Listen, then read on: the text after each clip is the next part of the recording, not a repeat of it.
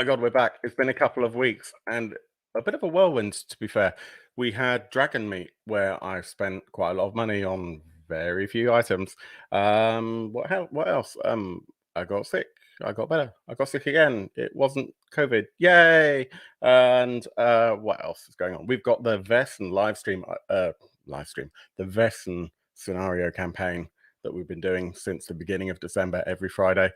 That's going to be on in less than an hour, which means that we've got 57 minutes. I'm so tired to talk about three cool things: Vaesen Mythic Britain and Ireland, Leyline presses, awesome Salvage Union, and the really interesting news of the free League Nexus.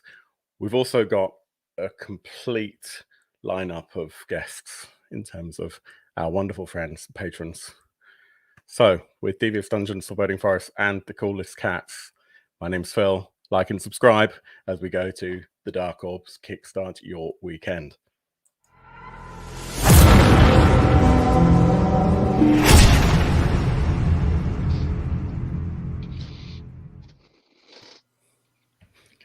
Here we go.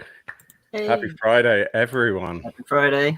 And a surprise jumping in from Mr. Joel Blom at the last moment. That was a great surprise. Thank you for joining, Joel. Hi. We have Martin. Long time no see, my friend. Good to see you.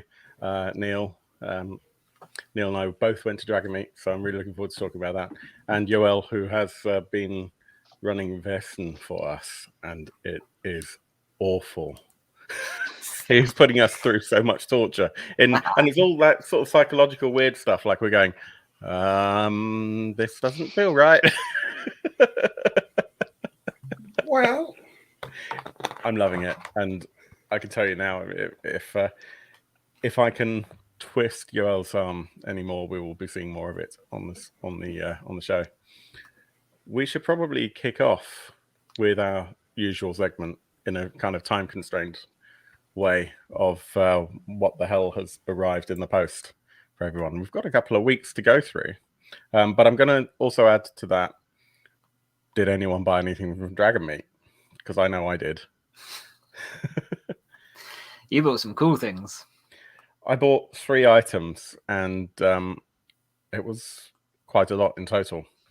I've got somewhere between absolute justification in my heart and soul that I've just bought some really amazing stuff, and it was all stuff really that was in the back of my mind to buy, but at the same time I do feel guilty because I had kind of decided that this time was going to be like the last Dragon Meat we went to, which was of course a couple of years ago, where I spent £5, and it was on a Secret Santa gift, which for anyone who doesn't know is where a group of people put their names into a hat, and then you draw out a hat, and it's a gift with a budget of £5 to £10 for that person, and they don't know who's given it to them. So I did that a couple of years ago, and that's all I bought apart from food and drinks and that sort of stuff. But I spent over a couple of £100. Definitely more if you include food and drink, and I didn't really eat or drink that much, so that was exciting. Before I get to that, how is everyone? Martin, how are you doing? Good. I'm recovering, much like yourself, from a bout of illness.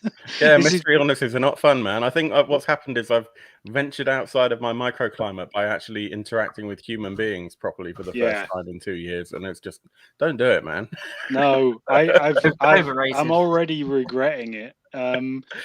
This is my first day fever-free this week, and it sucks, which is why I'm having a beer, even though I'm not like completely better. Screw it. You know. Well, I had this entire week. It's Friday now.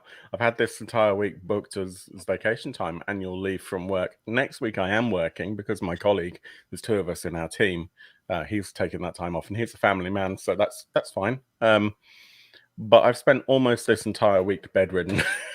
So it really wasn't great. It's like, I'm going to spend all my time reading. No, you're not going to read anything, Phil.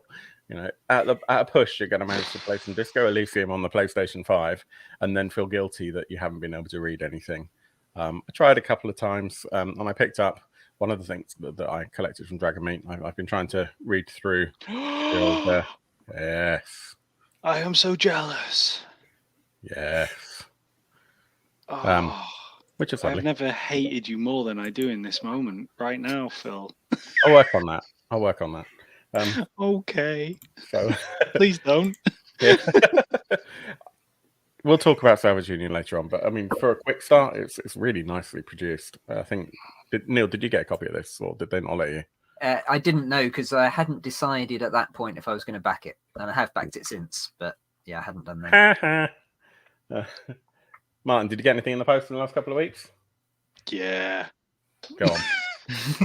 I showed this. I already showed this to Neil actually in the Spire game that we have. Haunted Almanac. Interesting. Nate Treem, who is Highland Paranormal Society. You can find them on Twitter. Lots of really excellent games. It's a very, very pretty book. It's been put together by. It's got a collection of one-page games. The layout in it is fantastic, and it's it's Games Omnivorous that have put it together. No, that explains a lot. So it's a beautiful book, and I would highly recommend it. It's not Kickstarter, but not everything needs to be Kickstarter, and Kickstart Your Weekend is about talking about the weekend more than Kickstart. Kickstarter, that's just our push. Yeah. So that's really cool. Finally picked up this, which I've been kind of jonesing after for a little while. I was talking about it in Neil the and Discord. I have had quite a lot of conversations about SOTDL. I'm kind of. I don't fully gel with the with the world that it's built around, but I really like the system. I really, really like that it's kind of like a meld of D20 games and the old Warhammer games, where you kind of like choose a path and build a career out of it. So you can start down one path and then go, you know what? No, I don't want to be a rat catcher. I want to be this instead. And then you get a little bit further down. And you're like, actually, no, I don't want to be a mage anymore. I want to be this. So it's got a really interesting system. Hey, Bruce.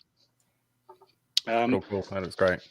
And because of Salvage Union, I went and splurged, and I bought 3 things from the newly formed Leyline press. Yeah. So did you get the hardcover? Cool. Fuck, I hate you. I did. I've never hated you as much as I do right now. I'll work on that. I got a little OSE pamphlet. Did you get a little paperback? What's that about? Well, look, because I'm going to have to talk to Panny about this. When the campaign ran, it just said there's a Kickstarter exclusive version. It didn't say it was going to be a hardcover, anything like that. And I presume that's what the hardcover is. So it's actually called as well Shadow of Bozza. Instead, it's got Shadow of Mog on the back, but on the front cover it's got Shadow of Bozza. I have actually added the hardcover to my backer kit not backer kit, but to the. Oh no, I have the backer kit for Andromeda. Okay, cool. I think. Yes. Anyway, I've had lots of stuff through. It's all very good. Leyline Press, they're cool. We'll talk about them later, I'm sure. Yeah, but Shadow of the Demon Lord and Haunted Almanac are both things that I am well into at the minute. Reading them both, cool beans. Digesting. Hopefully, going to run something. Cool, Mr. Neil. Welcome back. Hello. It's been a while. It has, hasn't it? It has. I haven't seen you for like a couple of weeks. That's right. But to the stream, it's been a while, certainly. How are things? How's Paladin role playing doing? How's your dice Kickstarter going? Great. Lots of people have been buying dice for Christmas, which is always nice. Thank you, everyone who's bought dice for Christmas for people. Much appreciated. And if you haven't bought dice for Christmas yet, and provided they bought Paladin role-playing dice, obviously, if you bought dice from some other manufacturer, if you haven't yet bought Paladin role-playing dice, then unless Neil's turned it off, we do actually still have a 15% off your first order. Yes, absolutely. That's still valid. I can't remember what the code is, though. There you go, Dark Orb 15. Yeah. Thank you, Neil. Check it out. Yes. Have you bought anything? Have you received anything? Well, I bought I haven't received anything, but I did. I got a couple of things at Dragon Meat. I picked up my copy of the Desanction Adventure book, which I backed on Kickstarter and just picked up there. So that was quite cool. It's particularly nice to go to a convention and go and pick up a book and not hand over any money for it. It kind of feels like it's free. So that was nice. Of course, it wasn't. And apart from that, I had virtually what you had a couple of years ago, Phil. Is I hardly spent anything. I did buy this really fun little thing. Paris Gondo, the life-saving magic of inventorying. No, you waved this at me, and I remember thinking, "Oh, I kind of looked at that and didn't." Yeah. What is it? So it's a tiny little. It's only thin. It's a tiny little book. It's by Callum. I don't know his name. The guy who does the Released podcast. Yeah. It's his first book, his first game, and I think it's going to be quite good fun. It's very short. It's intended just for one-shot games of just a couple of hours. It's a narrative game with a very, very simple system. And the idea is it starts at the point that the dungeon crawl has finished. Okay. So you've killed the big boss. You've got all the loot. What happens next? And it's about the loot. So your first decision is, of all the stuff you found in the dungeon, what are you going to take home? And how are you going to get it there? And is it going to make the rest of your life satisfying and meaningful? And so you just go through these kind of prompted questions. It's GM-less. And it's just you kind of define what your items are and then how it affects your life from that point on. Just a fun little short game. I think it'd be really good. A clever GM, and by that I mean not me, would be able to incorporate that into their standard weekly campaign. You actually could. It would be quite good fun. I'd be terrible at it because I'm just not a great GM in that regard. You know, I have to have everything sort of planned out. Well, I don't, as you know, I don't generally go for these kind of very narrative games. I like a little bit of crunch, and this is very low crunch. But I think for a bit of fun, and I think it would really suit just a kind of an impromptu get together, or even not enough people turn up for your weekly game, so you decide not to play. What else should we do instead? That kind of thing. Yeah, and that's the thing that I think. Well, as long as you've got like 3 or 4 people, the challenge I have with one of my home games is that there's only 3 players. So if one person doesn't turn up, then suddenly it feels too small. Yeah. Not that there aren't games that are great for 2 players, but actually, it's hard to get that same level of engagement sometimes. Yeah, sure. I really want to throw a trophy at them though next time that happens. It just hasn't happened yet. I'll wait for Yoel to stop coughing and then I'll ask him how he's doing. Yoel, my friend, good to see you. Same to you. Same to other guys. I'm doing fine. The goblin is not, on the other hand. He's got a fever. Oh, no. No. But he's fully functional otherwise, so... Is he bored? He's very bored. He's been bored the entire week, and I've been home with him the entire week, and we're kind of getting on each other's nerves. Excellent. Very fun. Excellent. I'm very proud of you for now. Did you have anything received in the post in the last couple of weeks? Yes. Awesome. I spent way too much money on Patreon. Oh, no. Ooh. I'm actually quite jealous because I don't have one of these, although it does have some coffee stains on it. No, it's well used already. Martin got a mini art print, which is what it says on Patreon, but actually when you get it, it says postcard as he's mouthing there. Thank you guys, by the way, for helping keeping the lights on with that. I also got this. These are not new in any way. Heavily soiled. Wow. No, this nice. is Swedish translations, newly translated, sort of the Lone Wolf. Oh, okay. Deaver books. Easily the best choose your own adventure style books, in my opinion. Absolutely great. I played them a lot when I was young in the 80s. Then we had some translation of it. And now Swedish publisher has made new translations with their extended material from Joe Deaver and are publishing them. So I bought a bunch for me and the Goblin. He's not ready for it yet, but pretty soon I'll be reading and he'll be part of choosing the adventure. Oh, cool. That's the plan. Nice. You need to test them out, Yul, first, of course, to make sure they're... Of course. Or I can just read the ones I already have from previous versions. Yeah. Okay, so I've always been interested in them, but are they... Which is better, if you can say, between those and... Because I was looking at getting some, but I was trying to decide between those and Fighting Fantasy. Because Fighting Fantasy have had reprints as well, so... I believe that, Fighting Fantasy, I think they were the first. But Lone Wolf by Joe Deaver, as Neil said, they are basically the golden bar of solo adventures in this aspect. Okay. I think so. Yeah. So really cool. I'll take your advice. I'll buy it. I might buy a Fighting Fantasy as well, but I take it the Lone Wolf ones are like a narrative that continues, whereas the Fighting Fantasy are more like separate adventures, aren't they? Yeah. Okay. Cool. The Lone Wolf are also more role play like. Yeah. In that you at the beginning you choose which abilities you want. You create a character. Yeah. Okay. Yeah. And they're just better written, in my opinion. The story is better put together. The choices are more meaningful. Oh, cool. That's a character sheet, basically. Cool. Okay. I'm mindful how little time we have. Yeah.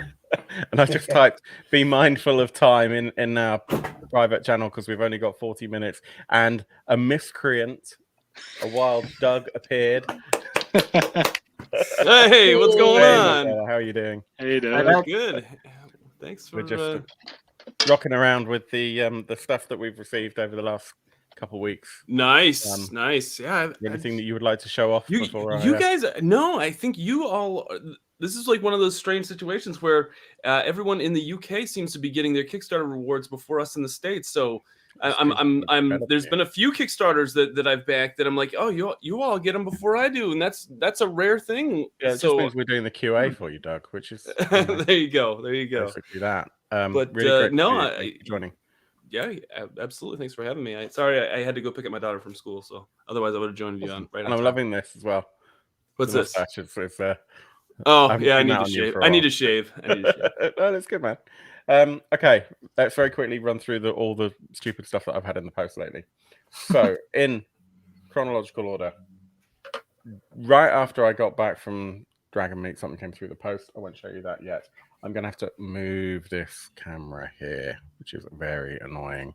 But let's see if I can get that. Oh, are we going to see the lap? Are we going to see the Phil lap camera? I don't Phil know if that's nerd cam. Right, so I'll hold these things up first of all because I think it's worth it. I got the Salvage Union Quick Start Guide because I'm a Kickstarter. Whoa! Where'd you get that? You see, when you're pressed, Doug. No, it's because it was like Dragon Meet, and I'd already backed it as a Kickstarter, so as a backer, so my name was on a list. Apparently, my name's on lists when I go to places. Well, I mean, that's why you can't come into the States anymore. That's all lists aren't positive to be exactly. And then I bought three things, only three, and I'm pretty proud. Should we do these in alphabetical order?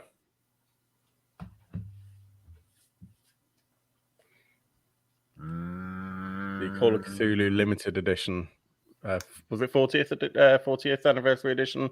Keeper's Guide. Let me take the dust cover off. Very carefully. It says almost ripping it. So that's what it really looks like. Nice. That's sharp. What I love about this, let's see if we can show this off, is there's blood red gilding. I love that. I'm very honoured, and I'll show this on the camera.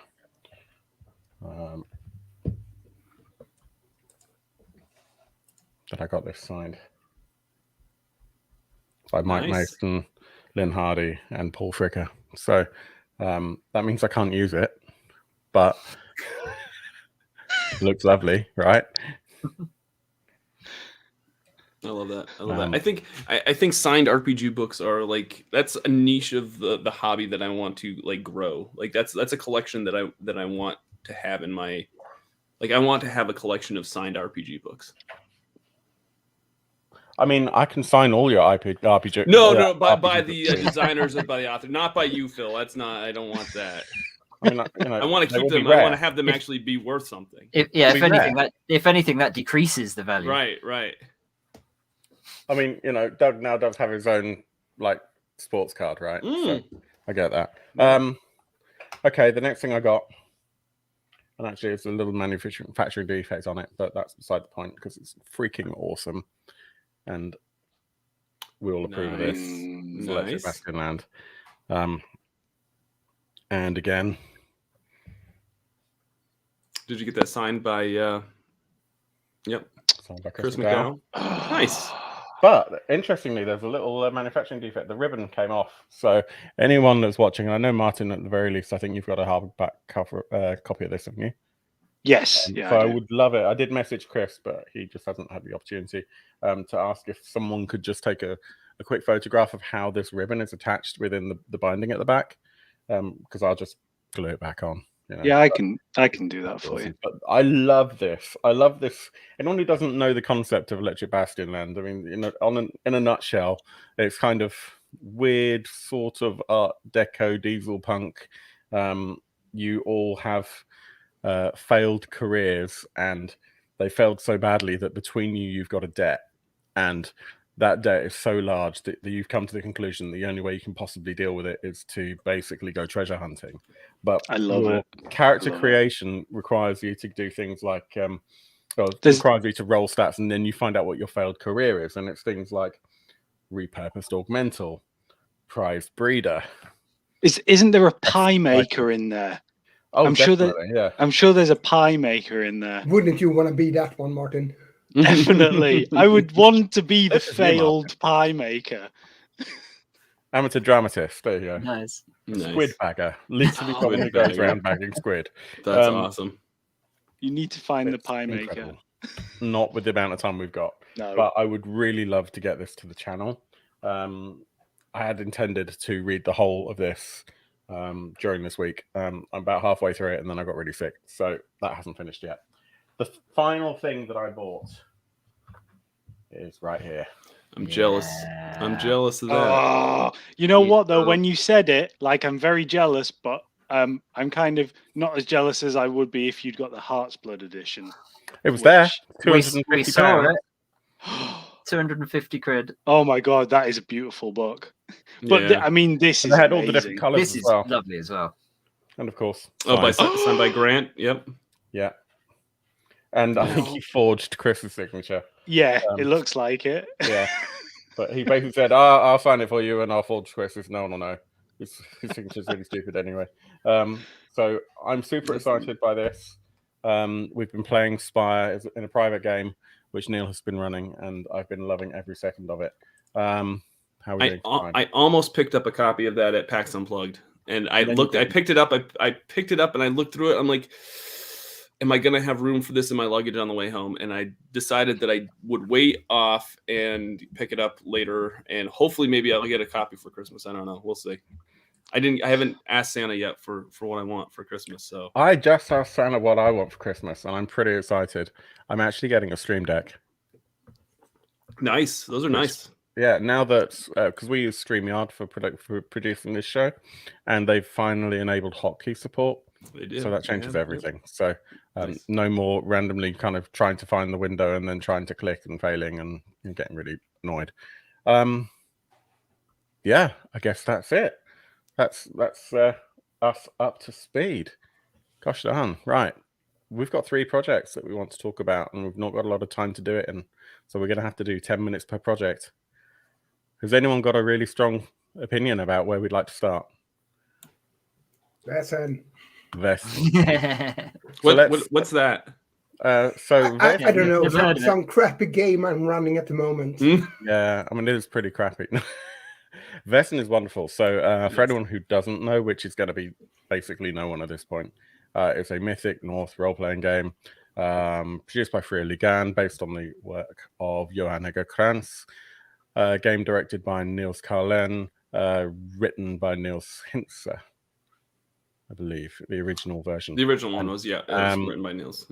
Yeah. So basically what's happened is Graham Davis, who is some guy that no one's ever heard of, who's never written anything really massively important, i.e. he's one of the most important kind of historical RPG people that there are, in my opinion, right now. I mean, Neil, do you have that campaign on your shelf by any chance, or did you not buy it yet? I've got the first book. So there are a few campaigns in role-playing history that are considered to be the best campaigns of all time. And one of them is Embiggen. That's the first one. It's the only one I've got so far. The first of the newly released Enemy Within campaign. It's a lovely book. This is just the standard edition, but it's quite nice, quite nicely illustrated in a typical kind of Warhammer style. Yeah. But yeah, the Enemy Within campaign is one of those, as you're saying, it frequently tops the kind of best role-playing game campaign ever written. Absolutely. And Graham is really interesting. That's Warhammer Fantasy Roleplay, by the way. Graham's really interesting, and has a hugely kind of deep interest in folklore. And by all accounts, a lot of his early work was actually based around folklore, and then he pulled that into a lot of the work that he's written over the last few years. And from reading, if you want to know what my source is, mayonnaise generally. No, check out the interview that Doug did with Graham, with Niels Carlen, and with Anna Westerling on the official Free League channel. But Graham was basically saying that, the moment he read Vaesen, he saw the cover, he knew he had to be involved, and he really wanted to do British Isles supplement. And can you imagine getting that email from Graham and be like, who? He was like, I really want to make a source book for this game. Yeah. Like, I don't think you're allowed to say no.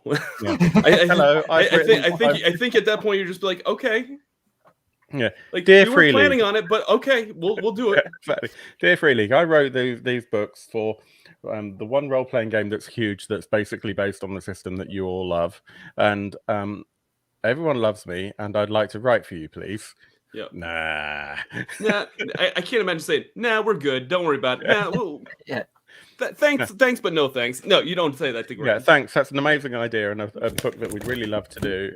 But no, we're not interested. We're just going to, do, I don't know. And you guys might not know this, but Graham is also writing for every issue, at least for the last couple of years, of a Swedish role-playing magazine called Phoenix. Oh, I didn't know. He has articles. So he is not unknown on the Swedish RPG market. Of course, his articles in that Swedish magazine is in English. But those are included in every number of the magazine. Oh, I have one issue here. How convenient. Nice. Yeah. Here is an article from him about chaotic evil societies. No. Awesome. Very cool. So, yeah. Vaesen Mythic Britain and Ireland. It's on Kickstarter right now. And basically, Graham has worked with Johan to go through a whole bunch of really cool creatures from the folklore of Britain and Ireland. And by Britain, we include, I believe, Wales and Scotland as well. That's England. And Johan has, for the most part, then gone, yeah, that's cool. I'm going to draw that. With a couple of exceptions. the cool thing about this Kickstarter too is that the majority of it is done, is written. So if folks the Kickstarter ends, I think, on the 22nd, And if folks kickstart it, the plan is to send out the alpha PDF by Christmas. You're not going to have some of the art and some of the new stretch goals and stuff, but everything that it's going to have the majority of the meat to play in that setting in the PDF. So yeah, if folks are interested in this is a great time to jump on. The really cool thing about this is that it has more backers. Like we're over, like the original Kickstarter only had like 2,600, 2,700 backers. Way over. And now it's got like it's over 6,300 backers. Like as a follow-up. Nearly 5 million. That's Swedish crowns crazy. as well. It's really cool. Should we check the video out? You can if you want. Yeah. Let's do it.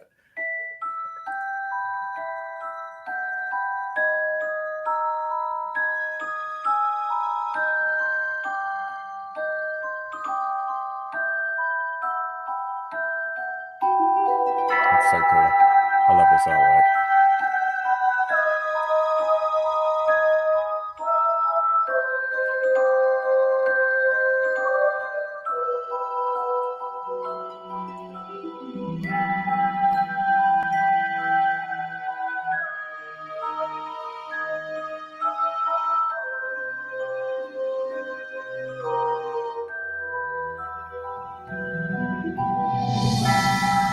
And this cover is just so awesome. It really is. So much detail. Phil, I can't see that cover anymore without thinking that is Clara. Yep. Yeah. Yep. Wrong setting. Yes, wrong country. Yeah. So Clara is from our Vaesen Christmas Farm campaign, mini campaign scenario thing that we're running every Friday at the moment. Yeah, there's an episode this evening. I'm really excited. It's been so much fun. And Clara is one of the main NPCs. Run through it. There's so much that's been going on that we don't really have time to go through it. This map is beautiful. It took a really long time for to get drawn, didn't it? And the Kickstarter's for 2 books. Not only is it for the Mythic Britain and Ireland book, but it's also there's got a separate adventure book, kind of like the other adventure book. What was it? The other one that was part of the first Kickstarter, but it's going to have an adventure. Secret. Yeah, Wicked Secret. This is going to have 4 mysteries based on the seasons of the year. And so you'll be able to in the north as well, aren't they? The Mythic North. So you're going to be able to play through like almost a whole year's worth of an adventure, of adventures in that one book, which is neat. One of which is written by Thomas, and then one of them is written by his wife as well. Yeah, it's very cool. There has been some. I'm just going to embiggen everyone. There we go. There has been some discussion, certainly on our Discord, as we have a multinational Discord, and we have quite a lot of people from Sweden, from Norway, etc. Around the. And I don't expect you to be able to answer this, Doug, as Free League, but it's something that we certainly should talk about. That. At least last time I checked, the primary Mythic Britain and Ireland book is not going to be available in Swedish. Which is, it's not. It's just going to be in English. So yeah, which I guess is okay. I mean, I don't. What's that? It's okay for us. We bought it in English. I mean, what you have to consider is production runs in this case, and I don't know. Like I don't know what the initial production run and how many reprints the core rule book has done, but I'm going to guess what we've probably done a lot more English reprints of Vaesen than we have the Swedish version. So maybe they just realized, hey, you know what? Maybe the majority of the Swedish audience will be covered with an English version. I don't know. I that's just me.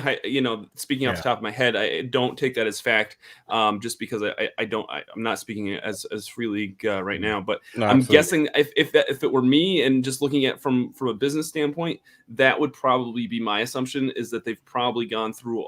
Because I know that Vaesen's done at least 2 reprints, if not a third. So but I just think it's interesting because that campaign book.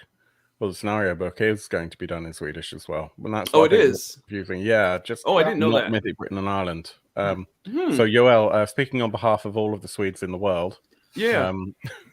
No pressure. You're the Swedish representation in this on this podcast. Yeah. I mean, I guess that must feel kind of strange that the supplementary book of 4 scenarios is in Swedish as well, but the actual book that everyone's excited about is not. For me, it's more of I wanted to keep it all, the entire line in the same language. Yeah. So context switching is not fun.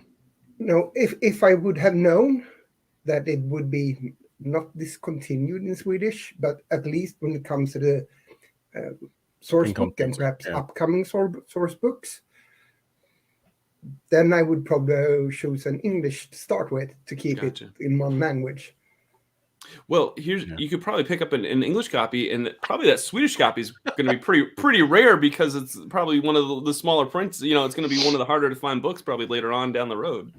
I mean, I would imagine that the reason is that this new adventure book is being written, it's all Swedish contributors, whereas the new main book is being written by a Brit. Exactly. So you don't have to pay any translation then. I have, the best of both worlds. So let me show you what I've got.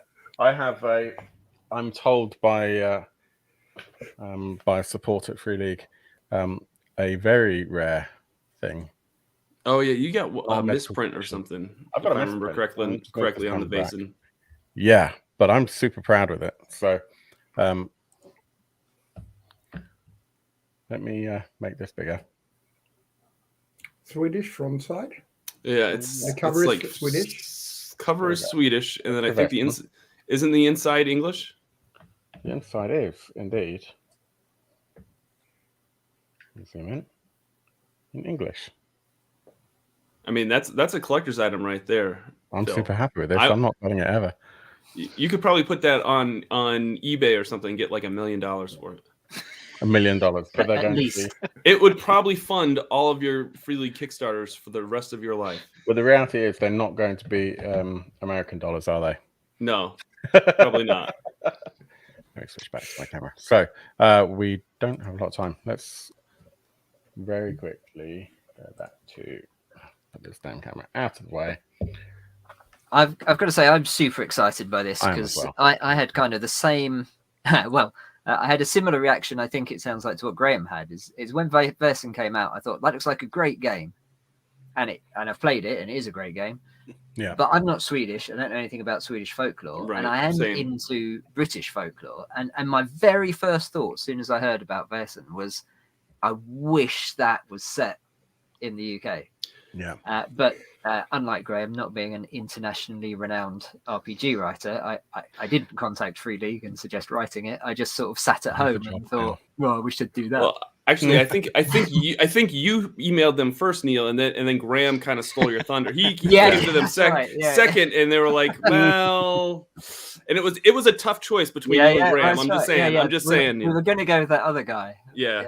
I think it sets an interesting precedent, though, that really you can kind of build Vaesen out now. Yeah, you really can. Like, you know, if you've got someone who's so big on the British scene, you can start looking at other people in other areas of the world and start building out there, you know. Exactly. And Mythic Japan Dog, are you listening? I mean, you know, looking for writers. Mythic Vermont.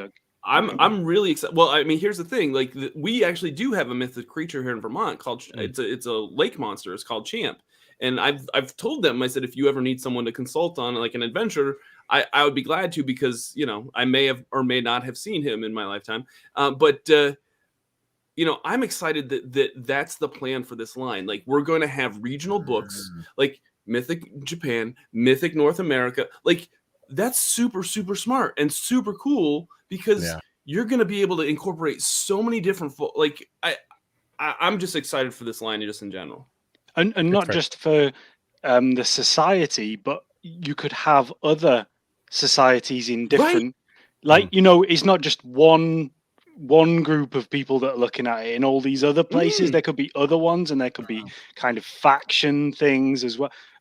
To me, that's the most exciting thing about this, that it's suddenly made that world so much bigger than it originally was.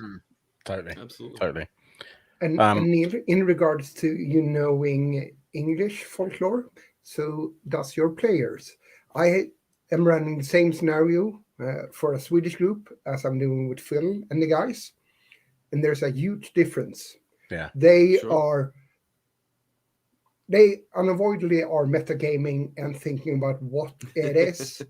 Like 1 hour into the game, and to be honest, some of them are spot on. They know what it is already, and I'm not that sure that the other guys are, Phil. Maybe you, if you read the books, but the other ones, they have no idea.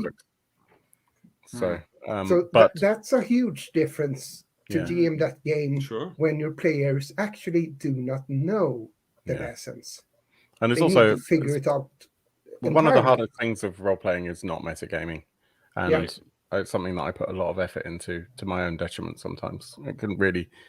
It can actually spoil your fun of the game if you're trying too hard to do that, but I think it's really important for the character. We're really low on time, so let's just rush through this. So there's millions and millions of stretch goals. They're being blasted through. Let's just summarize and just say go back it. If you haven't already backed it, go back it. Exactly. And if you haven't already got if you haven't gotten the core rulebook, add the core rulebook onto your pledge. You'll be happy when it all comes to your doorstep. Boom, there you're done. Exactly. There are 2 levels of it, and it's 1,800 people joining at getting the core book levels already in this. Doug switched back to free league mode now. Exactly. 718 people have gone for the basic Someone league. turned the dial back up to 11 again. 718 backers have gotten everything. 861 have gotten almost everything. You idiots, you've gone the wrong level. 3,500 have gotten the double feature. That's the one I've gone for. And then if you just want the Mythic Britain and Ireland book in print on its own, then I don't know. That's your choice, I guess. I think it's really worthwhile getting both books because it's a really damn cool game. So that's Vaesen Mythic Britain and Ireland. Salvage Union. Let's talk about that. We got a little bit of time with Salvage Union.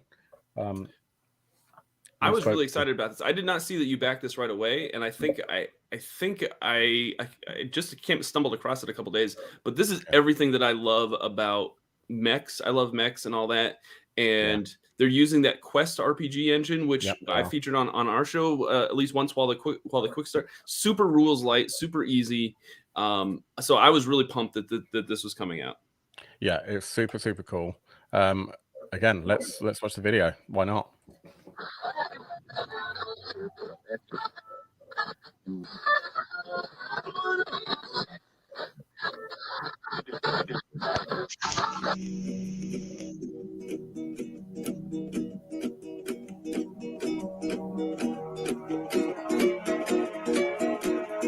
The art is really awesome. Reminds me a lot of Simon Stålenhag. I was going to say, it has a very Tales from the Loop kind of vibe.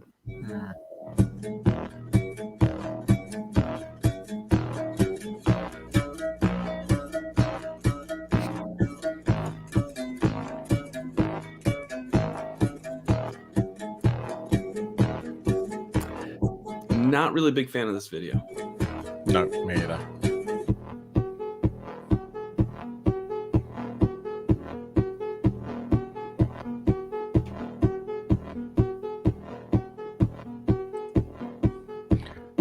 So I've kind of got mixed feelings about the art style. I really have, because I feel a lot of it is very similar to Tales from the Loop. And I did speak to they were at Dragonmeet. I don't think I spoke directly to Alan. And Penny, unfortunately, was sick and couldn't be there. But they did say that a lot of the art's basically derived from the Haynes manuals, which are manuals that your dad buys, basically. When you have a car in the 1950s up to what 20, I mean, you can still buy them now, but 80s, they're kind of pointless now. Yeah. Well, I had a Haynes manual for my last car, and that was a like 2014 model. But you get to a point where things just aren't user serviceable. But it's a field strip car guide thing. You can get them for like the Millennium Falcon and stuff as well. It's just how to take your vehicle apart and put it back together again, and hopefully it'll work better the next time round. But changing bulbs and replacing windows, stuff like that. And they've gone with that. And the concept is that you're a bunch of mech pilots and you make your ends meet by salvaging. And by salvaging, you can, you know, sell the salvage to earn money to stay alive. You can find salvage to make your mech better. It's pretty simple. It's pretty cool. I do think the art does look really derivative, as I said, of Simon Stollenhag's stuff for Tales from the Loop, which I think is a shame, but that doesn't mean that it doesn't look great. The art style is really cool. I mean, I think it's reminiscent. I think Simon Stollenhag's himself says that he borrows a lot of his art anyway, his inspiration. So I don't think he would. I don't think anyone would mind that. But I mean, even for the interior layout of the book. Oh, you mean like the layout? You have the quick start. I don't have the quick start in front of me, and I know you sent me videos of it the other day, earlier. But I mean that if I mean, it's one thing to have the art look similar, but if the layout and everything kind of looks the same as well, then I don't know what I did with the book. I put it down somewhere. See, I like. I mean, I'm biased because I really like it, and I've played in one of the play tests. Oh, nice. Run by Pani, one of the developers, and He's a super nice guy. It was excellent. It was really fast to the table. Nice. We were up and running really quick, and we had 3 hours of stompy robot fun. And I mean, I remember Doug, I was on the stream when we did the mechs versus kaiju, was it? Mechas and monsters. Mechas and monsters, that was it. Yep. And you were really pumped. So I thought you would like this, because like that, it's quite rules light. You know, it uses the quest system, so that your characters aren't laden down with loads of skills. You roll a d20 and you've basically got like a track like you have in PBTA games, where it's like 1 is a critical failure, 2 to, gosh, I'm trying to remember it from the top of my head, 2 to 5 is like a oops, something went wrong, take a consequence. 6 to 10 is like you just failed, and then from 11 up, it's like you succeeded with consequence, you succeeded, you got a critical success, and that doesn't, you don't have skills to modify that. No skills modify that whatsoever. So it's really quick, and they're definitely going for that kind of OSR vibe, where it's more like rulings over rules. The quick start that I played, which is the adventure in the back of that, the Downing of the Atticus, or that's the one. It is like a kind of hex crawl adventure, so it's really well done, actually. Downing of the Atticus. So you've got an instant choice at the beginning, and that's your path. Awesome.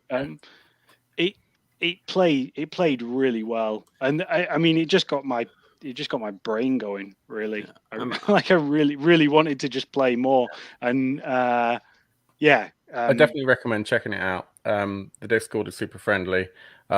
Price wise, it's not too expensive either. There are a few different versions for it. The core rule book, which I know a lot of people love, that really does resemble the old Haynes manual. I really like this, because I'm just a sucker for anything that's that color of blue. Is the quick start available to download at all?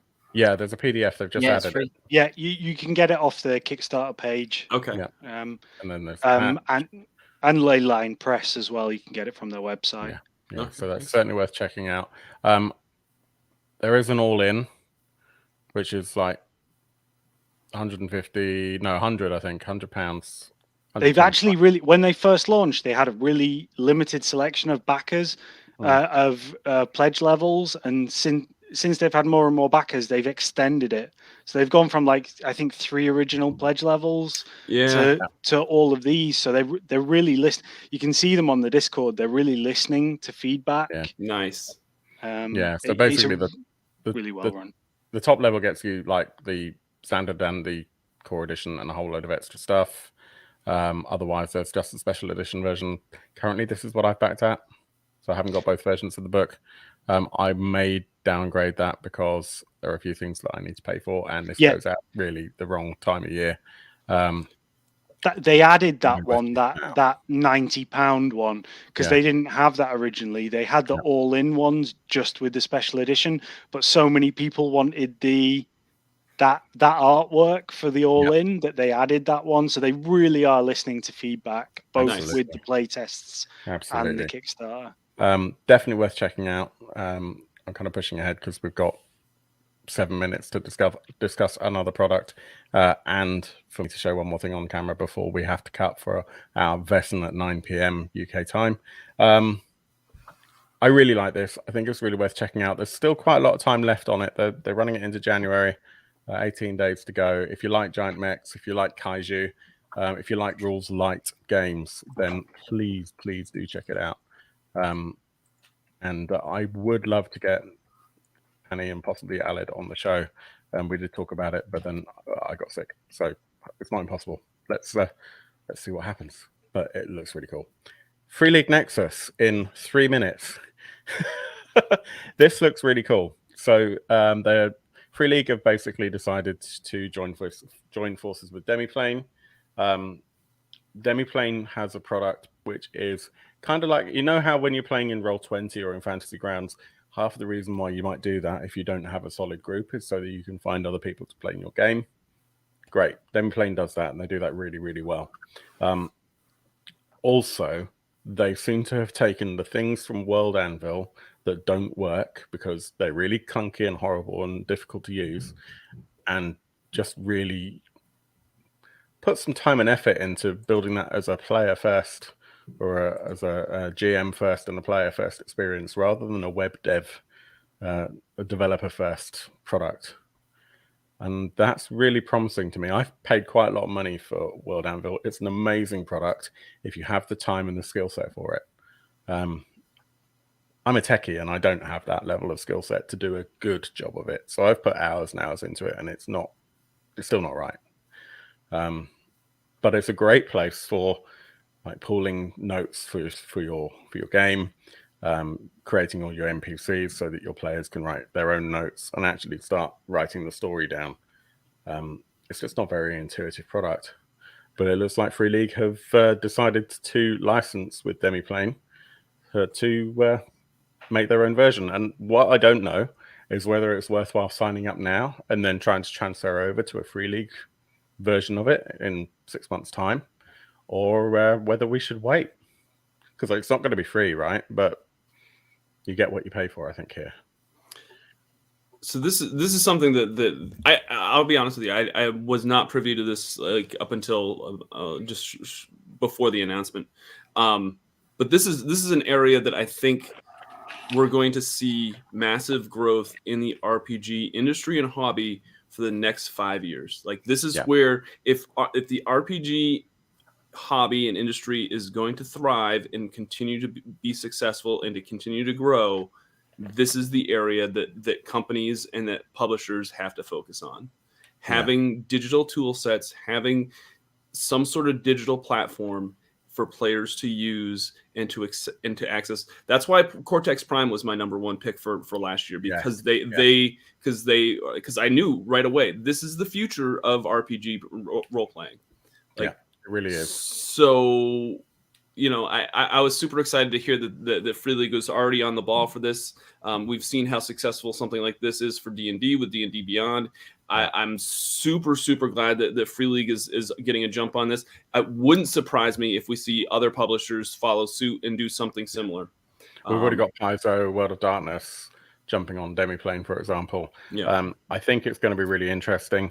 No matter how much we want to play in person, and we are still playing in person, it kind of feels weird. And playing online has so many unique challenges, which are just really difficult to overcome. And even things like having the voice chat and the video chat in one place alongside everything else, alongside your character sheets and your dice rolls. Yeah, you can kind of do that in Roll20, but I got to say, Roll20, Fantasy Grounds, even if you're not using the VTT, like, you know, placement of tokens, etc., they're kind of dated now. Yep, they are. We've moved on. Yeah, I don't use the video and audio in Roll20. I use Roll20 for Theater of Mind games, but I take the voice and audio videos elsewhere. Yeah. Yep. We are out of time, unfortunately. I really wanted to show you that I received a care package from our friends in Sweden. There's one to my left in particular, which is here. I'm not going to open this because I don't have time, and I think it would be really cool to open this on camera. So maybe we'll just do something spontaneous over the weekend, or maybe next week. This is Swedish Christmas in a bag, and I'm super excited. Nice. But we have 2 minutes to get all scrubbed up and then take ourselves back into the frozen north for our next episode of Vaesen. So very quickly, thank you everyone who's joined today. I know this is a really short episode, forgive me. Thank you to Yoel, to Martin, to Neil, and of course to Doug. Love to you all. I hope you have a great time, and if we don't see each other before Christmas, I hope you all have a great Christmas. Yes. Doug and Neil in particular, we should discuss if we want to do another New Year's resolutions video, because we did one of those last year. I don't even remember what my New Year's resolutions were for this year. But it's okay. You can increase the viewer count on that video. All right. We need to go. Peace out, everyone. Take care. And I hope your dice rolls are way better than mine. Thank you for watching. Much love, everyone. Yeah. See ya.